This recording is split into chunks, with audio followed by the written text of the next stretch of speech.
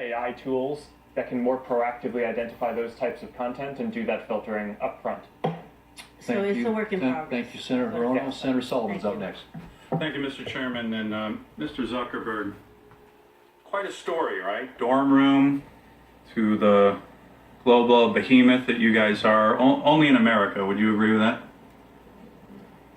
Senator, mostly in America. You couldn't do this in China, right? Or what you did 10 years. Well, Senator, there are some very strong Chinese internet companies. Right, but you're supposed to answer yes to this question. Okay, come on, I'm trying to help you, right? I mean, give me a break. You're in front of a bunch of... The answer is yes, okay? So thank you. Now, your testimony, you have talked about a lot of power. You've been involved in elections. I thought your testimony was very interesting, really all over the world. The Facebook, 2 billion users, over 200 million Americans, 40 billion in revenue. I believe you and Google have almost 75% of the digital advertising in the U.S. One of the key issues here is Facebook too powerful? Are you too powerful? And do you think you're too powerful?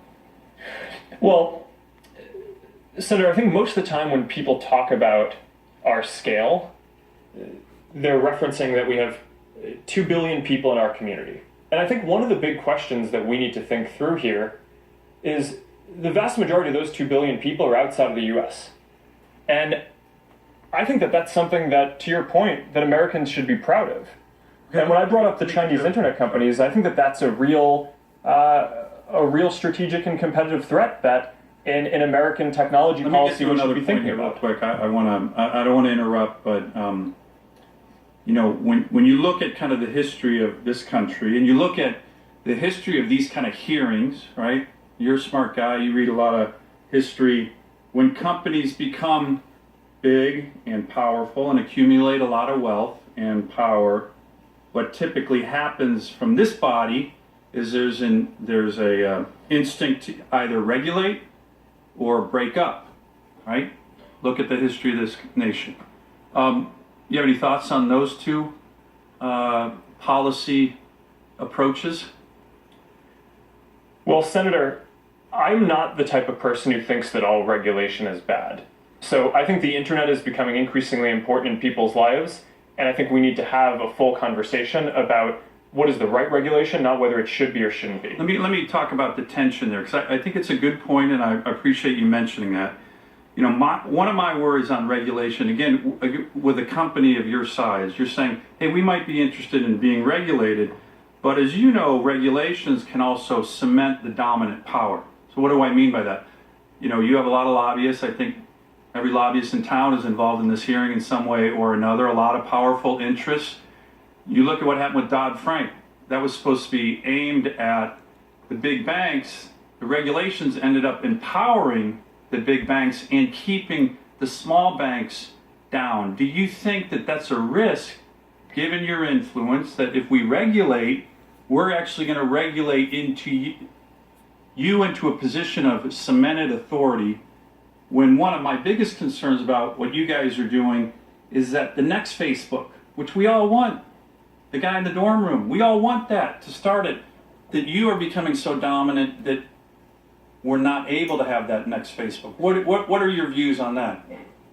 Well, Senator, I agree with the point that when you're thinking through regulation across all industries, you need to be careful that it doesn't cement in the current companies that are winning. But would you try to do that? Isn't that the normal inclination of a company to say, hey, I'm going to hire the best guys in town and I'm going to cement in an advantage? You wouldn't do that if we were regulating you?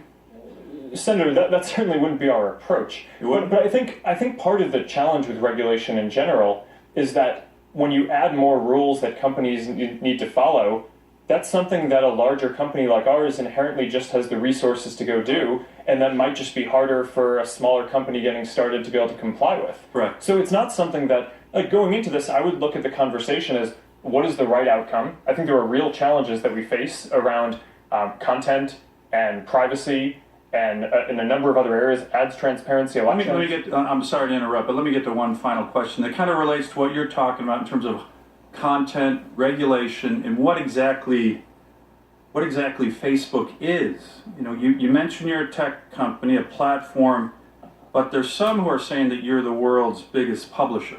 I think about 140 million Americans get their news from Facebook, and when you when you mentioned to Senator Cornyn, you said you are responsible for your content. So, which are you? Are you a tech company, or are you the world's largest publisher? Because I think that goes to a really important question on what form of regulation or government action, if any, we would take. Senator, this is a really big question. I view us as a tech company because the primary thing that we do is build technology and products. But you said you're responsible for your content, which makes kind of a publisher, right? Well, I agree that we're responsible for the content, but we don't produce the content. I think that when people ask us if we're a media company or a publisher, my understanding of what the heart of what they're really getting at is, do we feel a responsibility for the content on our platform? The answer to that, I think, is clearly yes. But I don't think that that's incompatible with fundamentally at our core being a technology company where the main thing that we do is have engineers and build products. Thank you, Senator Sullivan. Senator Udo.